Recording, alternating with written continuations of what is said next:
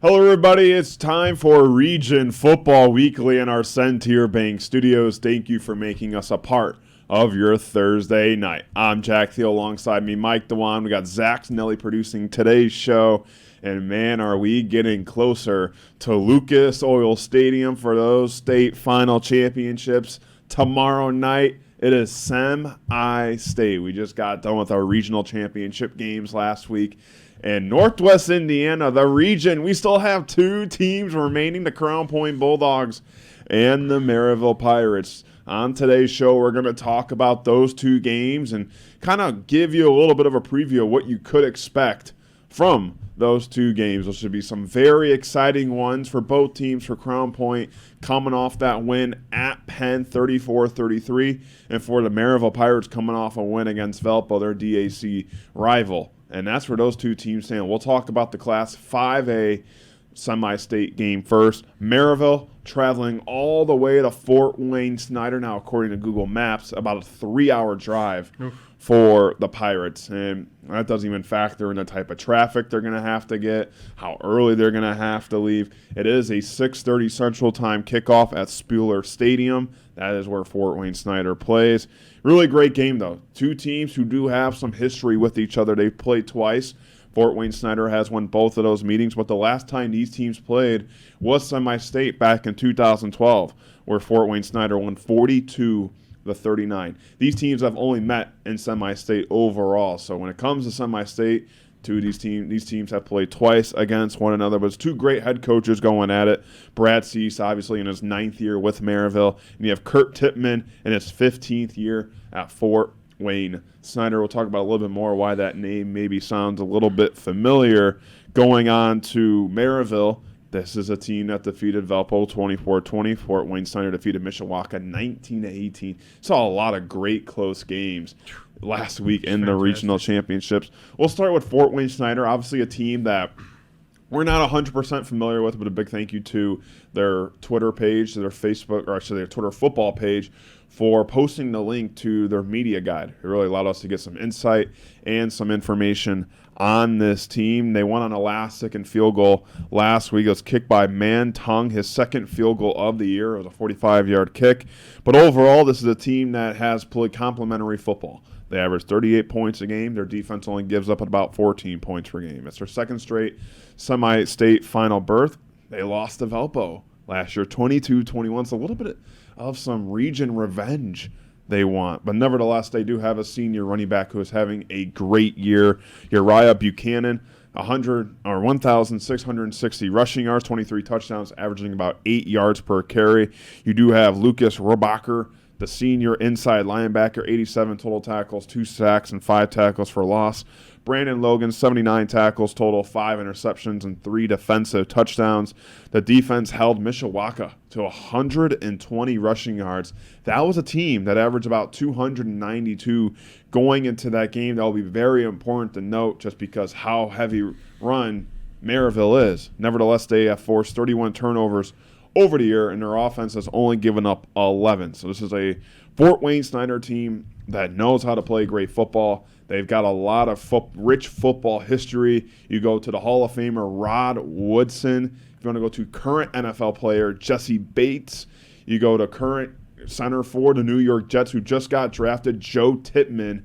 So that's why that name sounds familiar. Kurt Tippmann, his son Joe Tippmann, is the center that just got drafted, and there's 2 more Tippmanns on the team currently. One of them is a senior linebacker. Some would say Tippmann. Tippmann. There's a lot of Tippmann. Well, if you're watching the show, whether you're from the New York area or the Fort Wayne, Indiana area, let us know the correct pronunciation of that name. But still, Fort Wayne Snyder, definitely Maryville's toughest test of the year. We're going to keep saying that, obviously, because the further you go in the postseason, the tougher these games are going to get. But Fort Wayne, look, Mishawaka was a really good team going into that game. Some maybe thought Mishawaka was the favorite. Nevertheless, a close win for them. We talk about how complimentary their game of football is. I mean, you score a lot of points and your defense holds the other team to little points.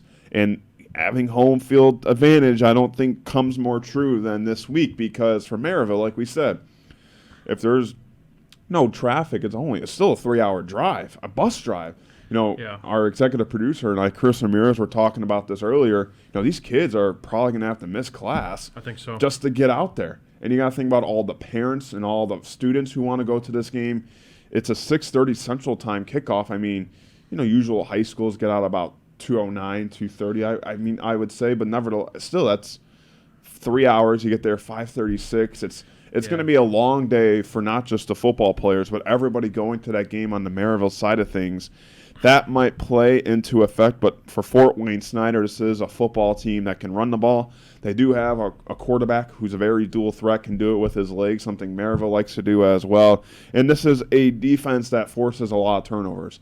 It's a defense that's going to cause havoc, and they're very aggressive, which can be very good, but also can sting you as well. Yeah, that's, looking at these games, how important these are. You have to win the turnover battle, and you have to play good football. I keep saying this every week, but we saw those in the games we covered last week. There were games that were decided by single-digit points that had plays that, could swing a game one way or another, and they could ultimately give you a big piece of hardware or not. And it's what team kind of takes care of the ball and maybe, takes care of the penalty game and just makes the plays to put them in front. But for Snyder, that was a fantastic win last week at Mishawaka. I was at Penn and Mishawaka, they're big rivalries. They're right there, they're inner-city rivalries. They're close. Yeah, they're the Penn faithful, although they lost last week. They were very happy to see Mishawaka go down, so it was funny to see that. That's how I found out about the last-second field goal. But, shout out to Meng Tung, ice in his veins. Only a second-made kick of the year, and he does it for a regional championship. Yeah. You can't go wrong with that. But Snyder, they got some guys. Both these teams, I think, are very similar.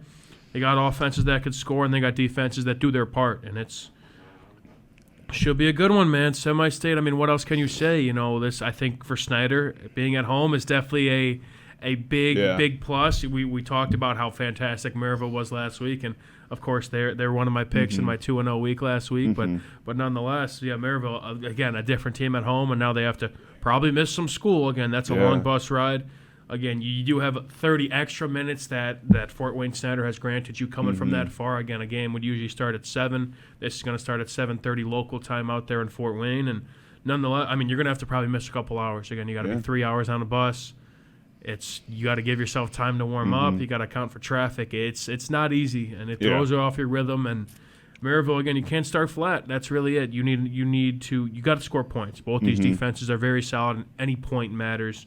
And they're, again, so much next-level talent and great coaches. Yeah. It's going to be a fun one. The football pipeline is so strong within Fort Wayne, Yeah. And especially when you get to these semi-state games and we talk about all the guys who are playing really well in college or now in the NFL. They're from in the Indiana area.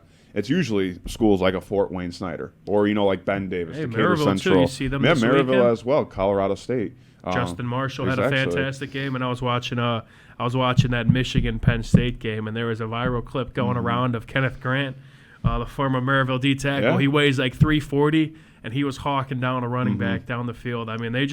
Both these teams got some dogs, man. It's a pipeline. These are fantastic programs, and it starts with the coaches. And these guys that they just want to play for winning programs, and these are two of the best in the class, I'd say. Look, I get it. Indiana's known for basketball. You got your French Lick Indiana, you got Larry Bird, you got the movie Hoosiers. Nevertheless, don't sleep on the football pipeline in the state of Indiana. It's very strong. And like we said, there are so many great players. We talked about just Fort Wayne Snyder as a whole. You got Jesse Bates, who's one of the best in the game. You got Rod Woodson, a Super Bowl champ, a Hall of Famer. Boilermaker. Talk about it. The pipeline is strong for all these schools in Indiana. I'm just saying, don't forget about football, people. But for Maryville, they really got that revenge game. They defeated Valpo 24-20. They were down 20-10 in the fourth quarter, and it was crazy just because they lost to Valpo in the same setting last year in regionals. They also lost to them earlier in the year in the regular season. Both were very close games, but they just flipped the switch in that fourth quarter. They found something that they were hoping for. Dante Pope was huge, 140 passing yards, 2 total touchdowns that were both in that fourth quarter. Trey Stevens really play of the year. He kept the Pirates season alive. He broke up a pass on a huge hit in the end zone as time expired. Overall, this defense is as legit as it gets. 13.2 points per game. The offense has scored 24-plus points in every game since Week 6. They have arguably played better competition than Fort Wayne Snyder. If you look at the opponent's record for Fort Wayne Snyder, their combined opponent's record is 52-75. Maryville, on the other hand, is 63-65. So Maryville has maybe been a little bit more tested than Fort Wayne Snyder, but the Pirates have lost their last seven semi-state appearances trying to. Oof. Yeah, that was a tough nugget to look out for. It's a tough one. I mean, very good program. I mean, they get here a lot. It's getting over that roadblock. Can they get over that hump? But still, when we talked about that Valpo game, we highlighted the offenses. They were both offenses being worthy of being talked about. But we both agreed if someone's going to win this game, they're going to have to make a play on defense. And that's what we saw with Trey Stevens. I mean, Justin Clark kept that play alive as much as he could. He had him running around, and just like you said, he had him in the end zone. And if not for that big of a hit from Trey Stevens, that ball probably doesn't come out of the hands of the receiver. And we're talking about Valpo playing this week instead of Maryville. But still, the Pirates got that stop. You need a stop to win the game. We've seen the Pirates do that over and over this year. We know the offense come alive. I mean, 14 points in that fourth quarter, being down by 10. That's how you know this offense has the ability to just click and explode. This is two teams that are play very complementary football. But for Maryville, they got to get over that hump. That's going to be the biggest thing. And I don't think it really looms as much as it would just because some of these kids don't probably even know that's the case. I mean, some might, some don't. Still, that's been the hump, especially for Brad Cease, I guess you could say. 9 years, and overall, it maybe not be all on him in terms of his career of Maryville. Nevertheless, 7 times you've been there, 7 times you failed, and you failed twice against this Fort Wayne Snyder team in your football history. Something's going to have to give it a go for them to get over that hump, and I think this Pirate team might have that ability to go over that roadblock just because they have been tested with adversity, whether it was on or off the football field, whether it was that Crown Point game. Like we keep alluding to it, but still, it's been a different Crown Point team since then. We talked about all the transfers and all the people that left, all the people that came back. All the uncertainty with some guys if they would play. But here they are, 1 win away from Lucas Oil Stadium. The winner of this game does play Bloomington South and Decatur Central. But for the Pirates, this is a team that has been tested since, I would even say, the summer, with who was coming back, who was going to play for them. True, yeah, we were talking about that very early. And here they are now, 1 game away from Lucas Oil Stadium, and they have shown us that they are one of the best teams in the 5A class. And Trey Stevens was one of those guys where we kind of didn't know the status of him. He was kind of a big name to look out for, and we didn't know if he was suiting up for Maryville this year, but thank goodness he's back because he made, obviously, the play of the year. Again, Clark had him in the end zone, Justin Clark did, and Trey Stevens, I believe he was covering another guy. Just made an instinctive play. I mean, clean hit, knocked the ball loose, and that's just what he does. He's a perennial all-state player. Was an all-state player last year. I'm expecting probably the same this year. Probably going to find a place in our all-area team somewhere when that comes out. But, yeah, Maryville, again, they've showed me a lot. Again, whether you say how different of a team they are at home versus the road, again, we kind of talked about their offensive woes early in the season, but the stat that stuck out to me was they've scored 24-plus in every game since Week 6. That's what you need. Again, although how fantastic their defense is, your offense has to kind of carry some of the load as well in case your defense may be giving up a big score or two. And, I mean, it's complementary football, and that's what both these teams are all about, and that's why they're here. That's it, man. Yeah, it's a great point. I think even though the defense has really probably been the more vocal point as of late just because of how stout they've been, you have to score to win. They got to start out hot, man. It's again, that bus drive we talked about. It's not easy, but I think those guys are going to come juiced up. They should. I mean, 4 out of the last 5 years, they've won a regional title. They've been in the semi-state game. So they may have a couple guys, although they lost to Valpo in the regional last year. They may have some seniors who were sophomores 2 years ago when they made it to this level.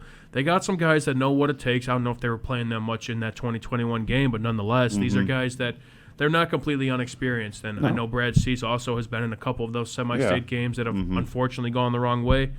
I think they right their wrongs this time around. I think they're hungry. They're trying to get over that hump, and why not start now? So it's a good point, though, just because Maryville, all their losses, 2 of their losses are all on the road at Crown Point. and at Valpo. And they're going to have to try to find some way to reverse their fortune against a very good Fort Wayne Snyder team who is one of the best in the area. I mean, you look at the rankings, Maryville's 4th in 5A, and Snyder is 5th. Yeah, that's fun. These teams, and the Fort Wayne Snyder media guys said this as well, they're really as even as it gets, and I really think that's the case even with the stats. You have 2 teams that can score the ball, and you have 2 teams who can play great defense. Mm-hmm. It's really as even as it gets. You have 2 quarterbacks, very dual threat, can do it with their arms and their legs. Mm-hmm. You have running backs who are very prolific in the open field. And on defense, you have guys who can make plays. You have guys who can cause some havoc. And we talked about Orbacher, Brandon Logan on Valpo's side. You got a guy like Jalen Ramsey, Trey Stevens, they're in Terrell Elmore. So both of these teams, you look at their strengths and their weaknesses maybe, and I think both of them possess the same types of strengths as well. That's it, It's as even as a football team or a football game, I should say, as it gets, and it's going to be an exciting one. We'll talk about this one a little bit more later in our show. We're going to take a break here on Region Football Weekly, and we come back, we'll talk about Crown Point's semi-state matchup as you're watching us on the Region Sports Network, the only game in town. Update your kitchen or bathroom with Von Tobel. Get 20% off select cabinets now through October 28th.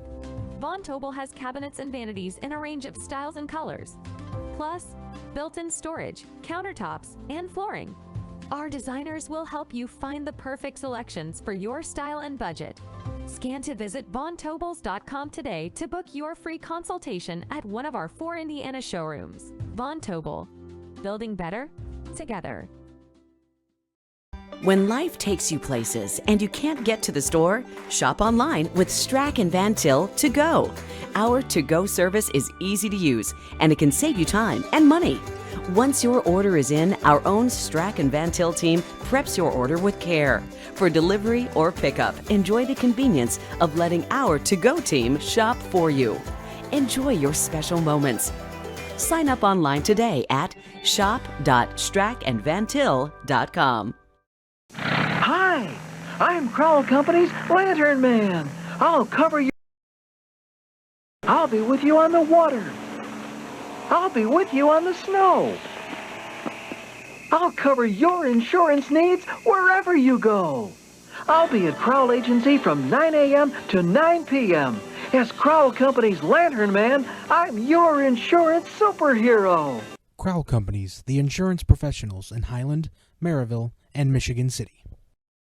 From schools to stadiums, hospitals, and bridges, everywhere you look, union carpenters are building Indiana. With jobs and skilled trades in high demand, there's never been a better time to start building your future. As an apprentice, you'll earn a debt-free college degree, earn while you learn, and receive great benefits like healthcare and retirement. So what are you waiting for? Visit carpenters.com to learn more. Visit carpenters.com and start building your future today.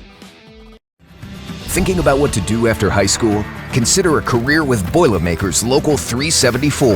As a Boilermaker apprentice, you'll earn while you learn. We offer excellent wages and benefits, and as part of our no-cost hands-on apprenticeship program, you'll learn from the best in state-of-the-art training centers and on the job. Become a union Boilermaker and get on your way to a great career. Find out more, visit www.local374.org or call 219-845-1000. Have you checked out Century checking account? This no-fee checking account is perfect for students and teens ages 14 to 24 and comes with all the features you need to succeed, such as a debit card, digital banking, and automatic deposit. Century Bank can help you start establishing good spending habits today for your better tomorrow. For more information, visit Century.com/student-checking or visit your local branch. If you are under the age of 18, your parent or guardian must also sign on the Century student checking account. At the age of 25, your account will automatically convert to the Century checking account. You must deposit $25 to open this account. This account is not eligible for overdraft advantage. Member FDIC. Back here on Region Football Weekly in our Century Bank studios. If you're just joining us on this Thursday night, we finished talking about Fort Wayne Snyder and Maryville. Of course, we'll talk about that matchup in a little bit later, but right now let's kind of preview our 6A semi-state matchup. Westfield Shamrocks at Crown Point. 7 p.m. Central Time kickoff at the Dog Pound. You got Jake Gilbert in his 13th year at Westfield. He's coached 19 years overall. Of course, Craig Bazia, his 3rd year at Crown Point, and 31 years overall. How did these teams get here? Westfield defeated Hamilton Southeastern 24-21.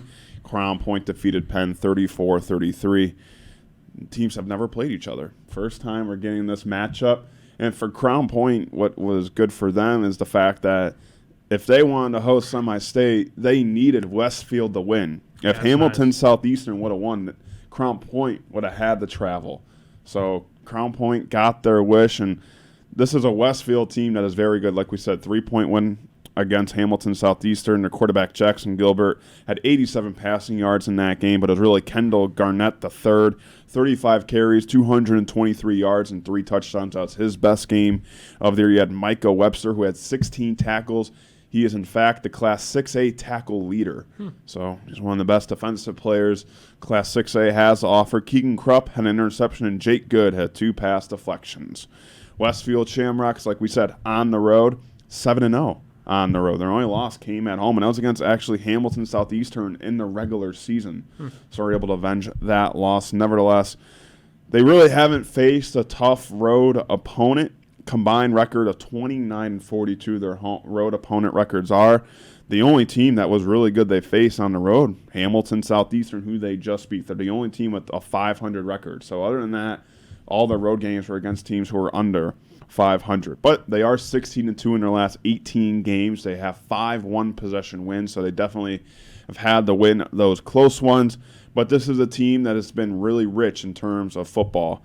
You go back to 2000 and 2021, they made it to state, but they lost both times. And then they did win state back in 2016. So Jake Gilbert, he's been there 3 times at state. He's lost 2, but he's won 1. So, he knows kind of how that semi-state atmosphere works.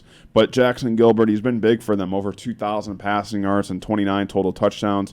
Kendall Garnett, who we just talked about, over 1,000 rushing yards and 9 touchdowns. Max Nosler, almost 600 receiving yards. He has 6 touchdowns. You have Gabriel Ambrose, 583 receiving yards and 6 touchdowns. Michael Webster, who we just talked about, 137 tackles, 9.5 tackles for loss, and 2 sacks. You have Sam Bola, who has 8.5 tackles for loss and 6.5 sacks. Jake Good, 3 interceptions, 5 pass deflections on the year. Team has a total 13 interceptions, 14.5 sacks, and 46.5 tackles for a loss. But in their history, they are 2-0 against region football teams, and that's come against Maryville, actually. Interesting. So, never faced Crown Point, but they have faced some region teams. I've had success against them. They've obviously had success over the years just being able to make it to Lucas Oil Stadium. Right. Those 2 losses, obviously they would love to reverse those into wins and have a couple more state titles. Nevertheless, this is a Westfield team that is really good. And obviously, we're going to keep saying that about these teams because obviously you have to be good. What else can you say? To get to this point, it is a team that has a quarterback that can be that dual threat, run and throw. You do have a premier running back in Kendall Garnett III. I think one, kind of what we said about Maryville and Fort Wayne Snyder, Westfield and Crown Point, very even teams. They both win the same ways. And that's Westfield's kind of way they win. Maybe they don't maybe have the stout defense that Crown Point has, but they do have the clutch genes. I mean, we talked about it. 5 one-possession wins. That's very crucial going into a game like this. And they are 7-0 on the road. Now, I know that Nugget said that they don't really play great teams on the road. Nevertheless, you still have to go on the road and win. It is going to be a little bit of a drive for them, so we do have to take in fact that. And what's also interesting is it is a 7 o'clock Central Time kickoff. Usually when Central and Eastern times face off against each other, like the game we just talked about, Fort Wayne Snyder and Maryville, it would be 6:30 Central, 7:30 Eastern, but this is 7 Central, 8 Eastern. I don't know if that 8 really Eastern. Have you checked their drive? I'm not 100% sure what their drive is. We'll probably talk about that more on the RSN kickoff, the Quintel kickoff show tomorrow, which you can view on our Facebook and YouTube page. Good plug. Nice. Good plug. That will air at 5:30. Good. Yeah. There you go. But He's a robot. Yeah, but no, Westfield, it's a good team. Yeah. They've definitely been tested. I think Hamilton Southeastern obviously is one of the better teams in the area. You look at their opponent's record, it's 71-59. So although they've had their tougher games at home, they've still have had to win those games, and they have. Like we said, 11-1, and they're 16-2 in their last 18. I mean, very experienced team, very experienced program. Coach, of course, has seen it all. State champs in 2016, of course, and they've made deep playoff runs in these past couple of years. But yeah, I mean, they got dogs. Again, what else can we say? These teams are good. You know, we know that they're here for a reason. Again, very balanced team that could force turnovers, but offense. You know, Jackson Gilbert's a very solid player. The son, I believe, of Jake Gilbert, the coach of Westfield. Another family affair in this game from the opposition, from the region team. But nonetheless, yeah, these guys are nice, man. Again, Micah Webster, yeah, that was a nice nugget. I had no clue about that. Playing at the 6A level is not easy, and leading a major stat in any category is fantastic, and he's a next level player for sure. I mean, there's guys all across the board that we're going to highlight, and we're going to be thankful we're covering these guys because it's just the best of the best. 6A doesn't get bigger than this in class size, and I mean we're down to the Final Four for this class. It's going to be a good one, man. We're excited, and it's tough to find out what to expect, but I'm sure we'll cross that bridge when we get there for the predictions. But yeah, could be a good one, man. And their opposition, the team that we've talked about every week, the Crown Point Bulldogs. They defeated Penn 34-33. They blocked the PAT that eventually led to that 1-point win late in the game. Penn actually tried to kick the game-winning field goal. It was a very far kick at the end. They just couldn't get it through the uprights. It was a little bit short. That helped Crown Point get the win, but Larry Ellison really carried the load in that second half. I mean, I don't know, was it 36, 38 carries? Yeah, it was something nuts. That poor guy had a big ice bath. They ran the Wildcat formation a lot. I wasn't sure why. You were at that game. Do you know why they were running the Wildcat more? Was something wrong with Noah Ehrlich, or were they just trusting the run game? He was fine. I mean, I think when you have a guy like that, he's a tough runner, man. I would think this was his first season playing running back, and He's one of those guys where I put him up there with Caden Verrett, guys that you cannot – it can't be arm tackles and it can't be one guy. You have to have a couple guys there because this guy, he's got a tough, stiff arm. Larry Ellison does. He's shifty, but he's powerful. And, yeah, when you give him a full head of steam at Wildcat, I mean, they just wanted him to get 3-4 yards and shoot the clock, and he did the best he can. They got a couple first downs, but that was a fantastic game. I'll let you carry on. But, yeah, I mean, I think Ehrlich was fine. He played fantastic, as always. And Ellison, I mean, he's just one of those guys you don't want to tackle in a late-game situation where the weather's 40 degrees. So. And the question we had going into this matchup was answered. Can they make those stops they need to make? And they did. You know, we talked about how they haven't played on the road in over a month. You really haven't had a true road test at all. And they go all the way to Penn, all the way to Mishawaka, Indiana, and they're able to go in there and make the stops and get a victory. Nevertheless, it's their first regional win since 1988. Second all time, too. Second all time. It's the first time ever Crown Point's hosting themselves a semi-state championship game at the Dog Pound. Well, Dog Pound, that's all you need to hear. Because they...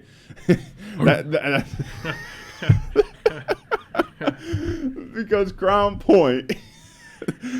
Oh my! Yeah, I mean they're a different team. No, I'll let you laugh it out, but they're a different. They are a different team. I mean, It doesn't matter how long the bus drive is. Going into the Dog Pound is like nothing you have ever experienced. It's a fun place. That place is going to be packed. I assume there's going to be fireworks. I've been to a couple of games. I've had fireworks. They don't freeze over. I'm sure there's bigger. I'm sure there's bigger fireworks going to be if there are any fireworks. But the Dog Pound is truly a horrifying place for a visiting team because it is like a college atmosphere in a way. You know, maybe not your D1 big stadium, but, you know, maybe your local college, place is packed. I mean, when I go to Crown Point games, I never see an open seat. You know, you never see an open seat. And that's the students as well. The students doing an amazing job packing that stadium, making sure they're loud and that the team can hear them. And that's really where they've shined. I mean, their last 12 games are 11-1 at home. Of course, that one lone loss comes last year's sectional championship against Lafayette Jefferson. Right. Overall, Noah Ehrlich, though, 32 total touchdowns, 5 interceptions. You were honing on Larry Ellison a little bit, 1,600 rushing yards and 26 touchdowns. Can't forget about Landon Delich, 634 receiving yards and 5 touchdowns. You do have Nate Kalk, the DE, 14 tackles for loss and 2 sacks. You have Seamus Molaski, 12 tackles for loss and 6 sacks. And Will Clark, 11 tackles for loss and 5 sacks. They've had 7 home games this year, the Bulldogs, and they've only given up 44 points in those 7 games. That's an average of 6.2 points they're giving up at home.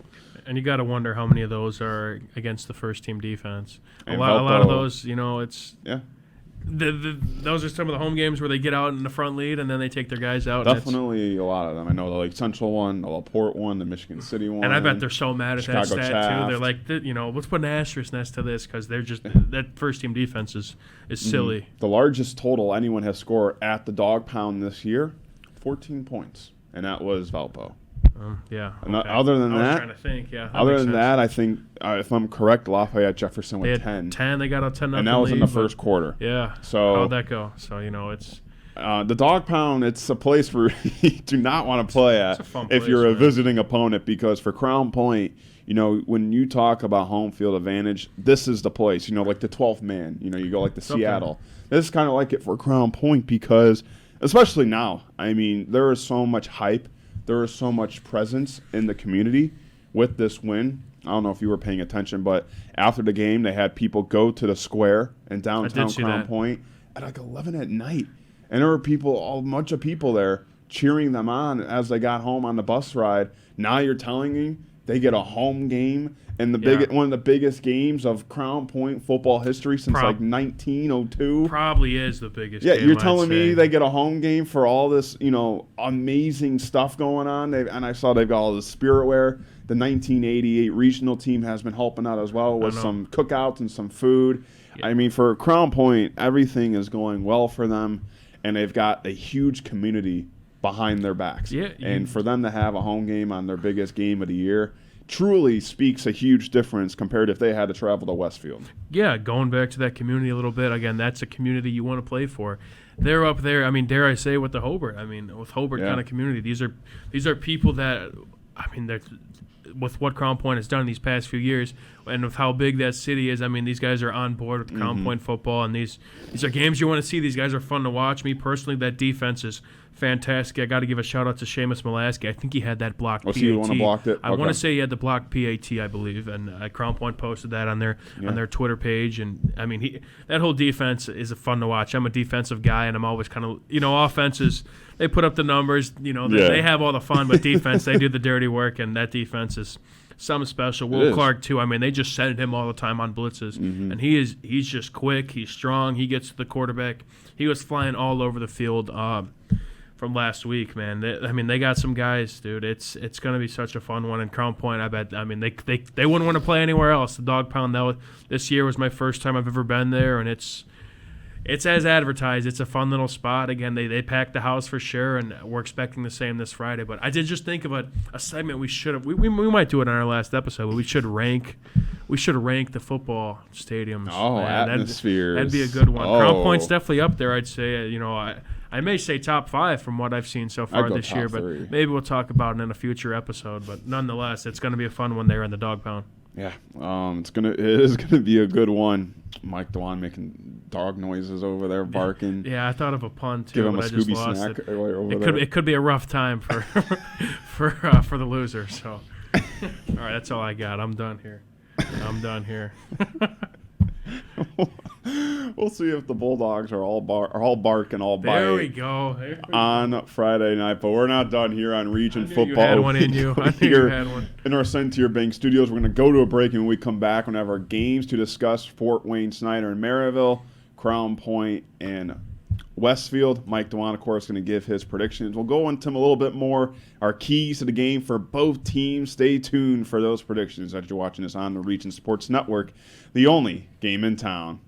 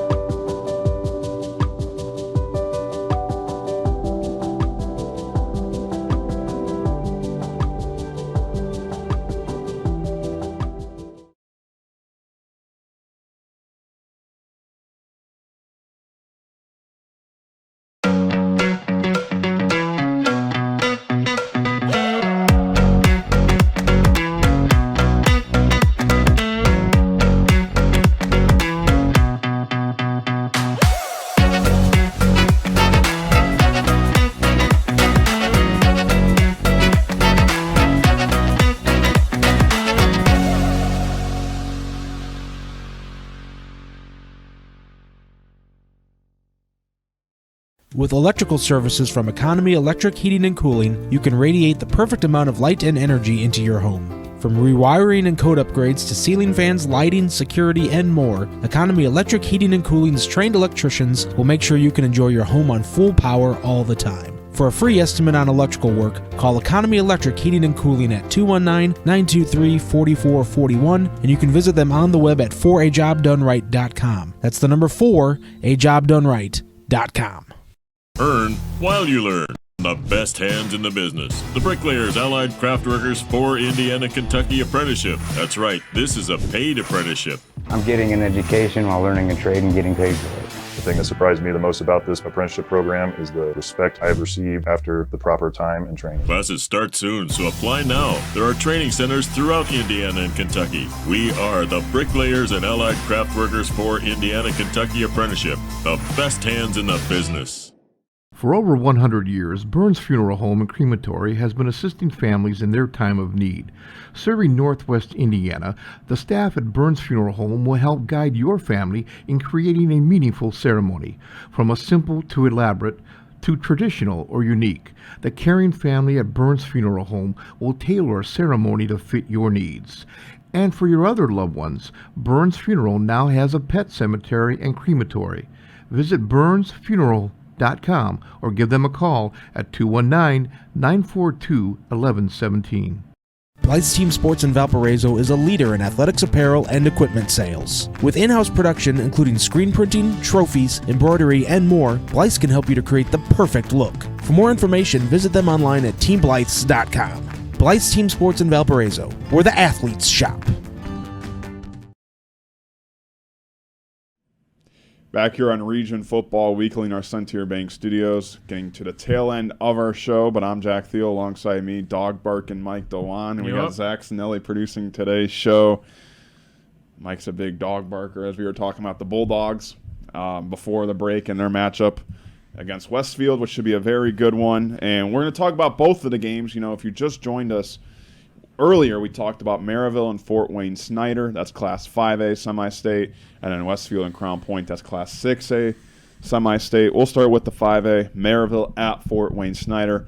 Maryville 10-2. Both of their losses, those have come on the road. They'll be on the road here. 3-hour drive probably for them on their bus. For Fort Wayne Snyder, they're 11-1 on the year.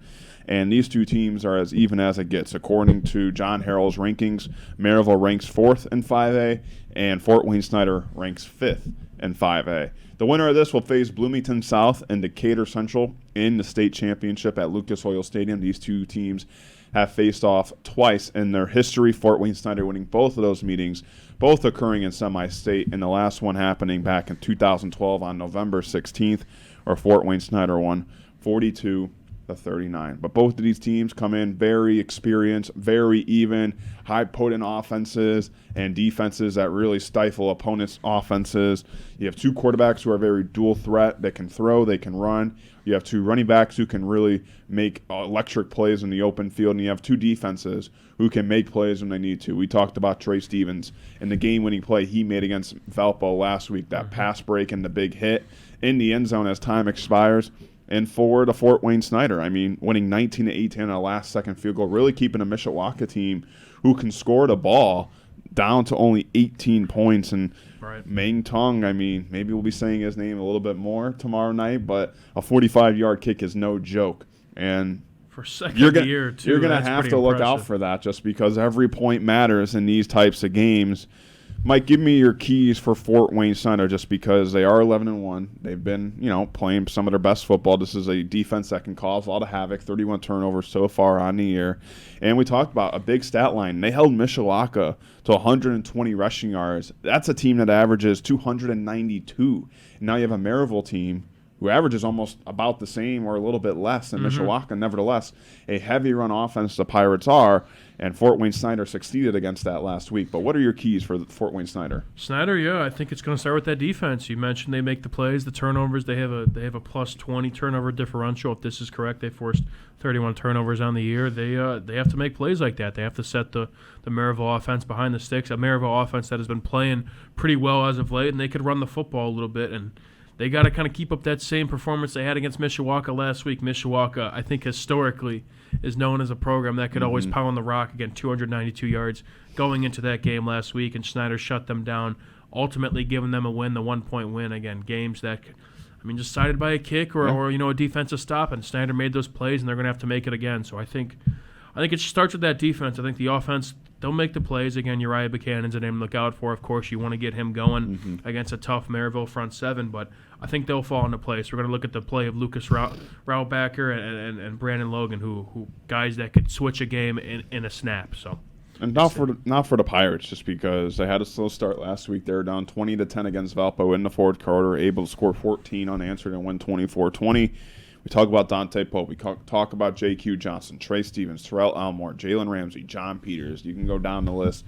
This is a team with a lot of talent offensively and defensively, but a 3-hour bus ride might hinder how they start the game just because a little bit of a bus lag. I don't know if that's a lag. Is that even? It's real. It's real? Okay. It's real. I never had to travel that far, but just going to I haven't either. I know jet lag's real. Going to KV, even just an hour drive, let alone a 3-hour drive. It's real for sure. And what's going to really come in a test is which team has been more battle tested, because Maryville's opponents' records are 63-65. Fort Wayne Snyder is 52-75, but Maryville trying to get over that hump. They've lost their seven straight semi-state appearances. It's a little bit of a tongue twister there. 7 straight semi-state appearances. Ooh, yeah, couple losses there. But still, this is a Maryville team we talked about a little bit earlier. If they're going to get over this hump, this team has the talent to do it. But a long bus ride and a team that's had some shaky starts before, more times than not earlier in the year. What are your keys to the game for them to get that win? Yeah, you got to rest up on that bus ride. Hopefully they get out of class a little bit early. Teachers kind of let them off the hook on their homework. But, yeah, that bus ride's not going to be fun, and that's the key to the game. It's starting out hot. Again, Maryville, they were down 20-10 last week against Valpo in the fourth quarter. You cannot wait till the fourth quarter to kind of get things going. And in that dispense, they had the crowd behind them. They were in a familiar environment where they played fantastic football over the course of the past 32 games. They've won 30 of them, or I think it's 31 and 2 in the last 33. Yeah, it's insane. But this is, again, not going to be a fun environment. That's not going to be looking forward to you turning it on at any point in time. So you have to come out of the gates swinging, and I think it starts with the play of Dante Pope. He had kind of a rough first half from what I saw in terms of passing, and just the fourth quarter alone, he had 2 touchdowns, and he was efficient, and he made some clutch plays. But you can't get behind the sticks early and fall behind to a very solid Fort Wayne Snyder team that has a running back that could chew the clock, and that's kind of what Crown Point did. We'll talk about them in a little bit, but you can't give a run-dominant team the lead and a chance to chew the clock in their home base. Maryville, again, you just got to get over that bus ride and get ready to go. Yep, that's going to be a good one. It's going to be 6:30 Central Time kickoff. We're going to have that game. It's going to be built by Von Tobel. It's going to be audio only, so just let you know, audio only. It'll be still on ihsatv.org. We'll be posting the link periodically tomorrow, so you can just click that link. It'll take you right to the game, but it's our game night built by Von Tobel, Fort Wayne Snyder, and Maryville. Kickoff is 6:30 p.m. Central Time. We'll be live at about 6:10, but just a reminder, we'll be posting that link tomorrow, Friday, on our Facebook page, and that's where you can see and click and view a very good semi-state matchup in Class 5A. Now let's move to Class 6A. We'll have this game as well. It's our second game night built by Von Tobel. Westfield at Crown Point, 7 p.m. Central Time kickoff. Will be live at about 6:30 p.m. on site. This is as well audio only. Nevertheless, 2 great teams going at it. For Westfield, a team that's been in this position a lot of times. We talked about it. They went to state 2020 and 2021.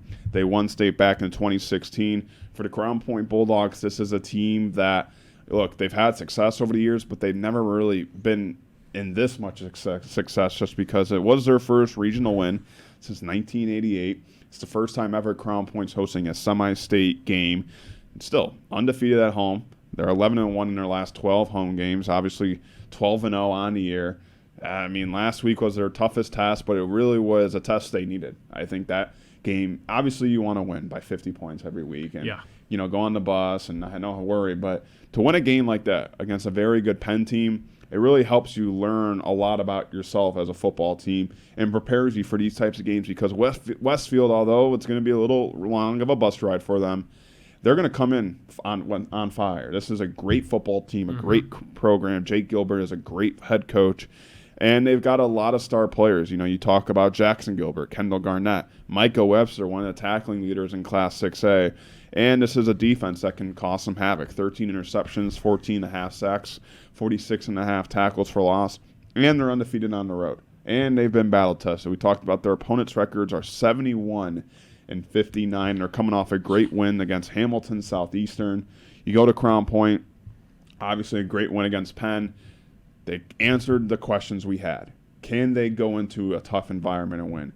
Can they make the stops when they need to? Can they make those clutch plays when there's a lot of pressure? And they did. They excelled by doing that. And now I look at this Crown Point team a little different, but in a good way.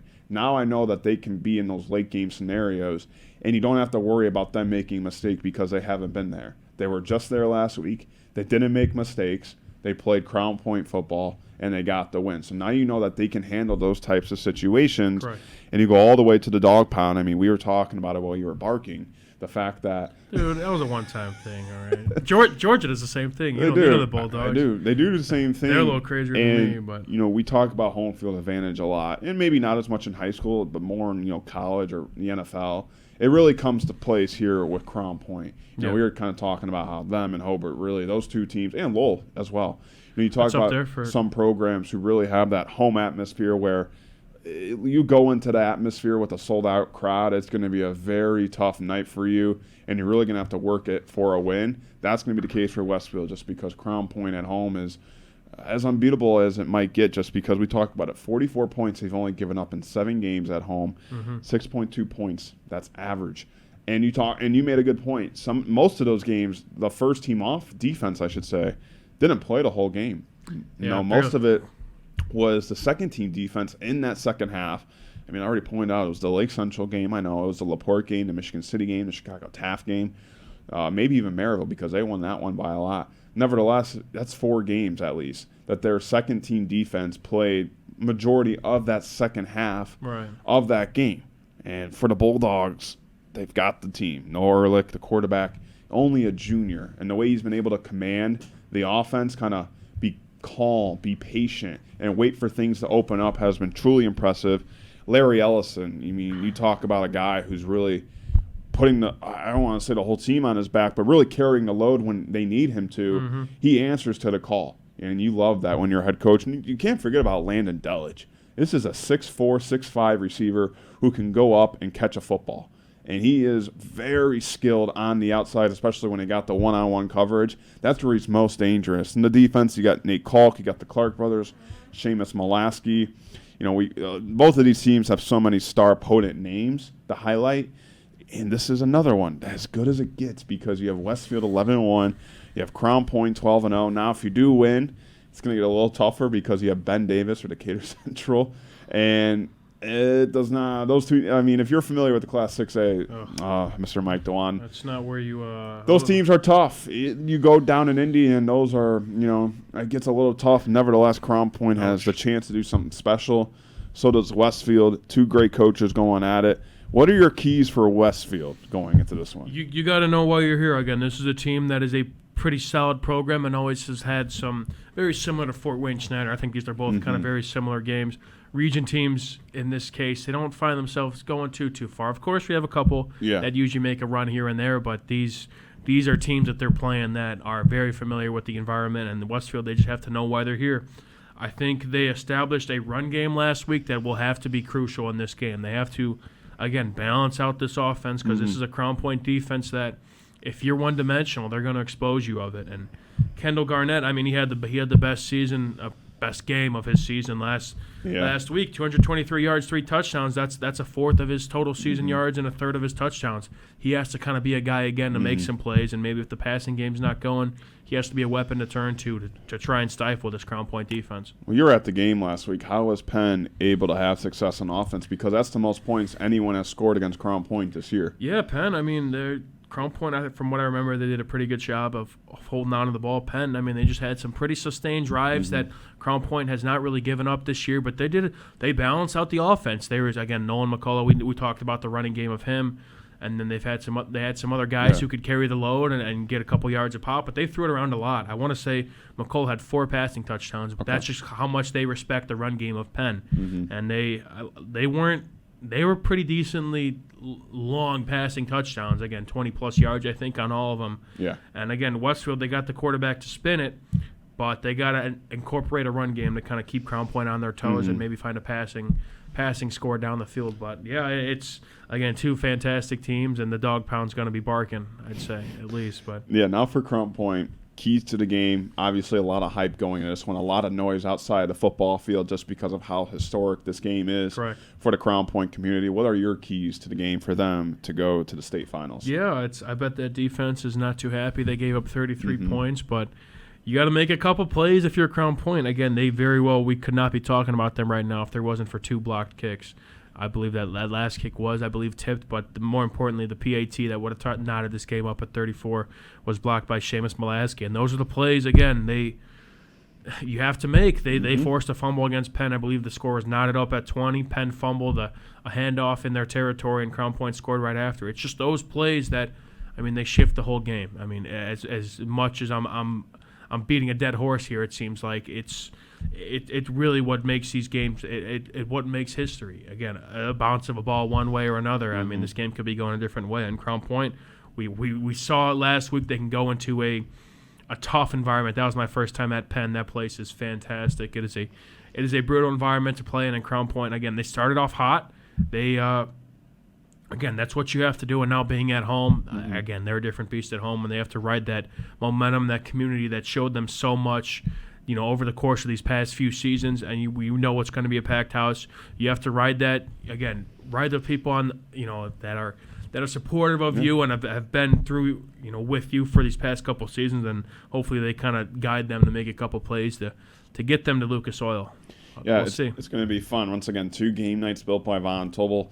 Maryville at Fort Wayne Snyder that has a 6:30 kickoff. We'll be live about 6 o'clock, 6:10, of course. Westfield at Crown Point. That's 7 p.m. kickoff. It will be live at about 6:30 from the Dog Pound. And a reminder, these are audio-only broadcasts, no video. Audio-only broadcasts. It'll still be on IHSATV.org. We'll be posting a link tomorrow. Periodically throughout the day, just click that link to whichever game you want to watch, and it'll take you right there. Of course, don't forget the Quintel Kickoff Show will be live here on our Centier Bank studio at about 5:30 on Facebook and YouTube. We'll have our hometown scoreboard, courtesy to our friends from Strack and Van Til. Throughout the night, they'll keep track of all the semi-state games going on. So Class 6A, 5A, 4A, 3A, 2A, 2A, or 1A. Whichever one you want to know. That's all going to be there on a hometown scoreboard, courtesy of our friends from Strack and Van Til. Facebook and YouTube, you can find that one as well. That's going to do it here for Region Football Weekly. Mike, any final words? Hey, region teams make us proud. Again, you guys have a chance to really write some history. Maryville has a chance to get over a hump that seemingly has been the obstacle of the semi-state game, and Crown Point has a chance to do something special and win some more titles in this run we've been on. But, yeah, what do we do next week, man? If both these teams go 2-0 and it's Thanksgiving next Thursday, man, what do we do? We'll figure it out. Black Friday episode, maybe? We'll see. We'll see. But hopefully we have that problem where both these teams win and we're rooting on them for Lucas Oil. But worry about the games in front of you, and let's have a good one. You didn't say your line. I know. I'm growing, I man. was waiting I'm for growing. you. I'm growing. I felt bad. Last week I took your line, and I said it. So I was hoping you were going to say it. I'm growing. Maybe we'll save it for the kickoff show or something, the wrap-up show. We'll see. I got a couple in the chamber, but, yeah, let's do it, man. Let's do it. It's another week in the books. Just a reminder, our Quintel Kickoff Show, 5:30 p.m. on Facebook and YouTube. Our 2 game nights built by Von Til will be on the IHSATV.org website. We'll post a link periodically throughout the day tomorrow. Just a reminder, Maryville at Fort Wayne Snyder, 6:30 p.m. Central Time kickoff.